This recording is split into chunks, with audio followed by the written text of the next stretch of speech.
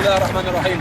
بتكليف المحكمة الشرعية والمحكمة الشرعية في الريف الغربي يقوم فوج أول قوات خاصة بمدينة دار عزة وحركة أحرار الشام ولواء أحرار دار عزة في دهم أوكار المهربين في منطقة قاح وصلوة، المهربين الذين يقومون بالتهريب إلى حزب البي بي كي.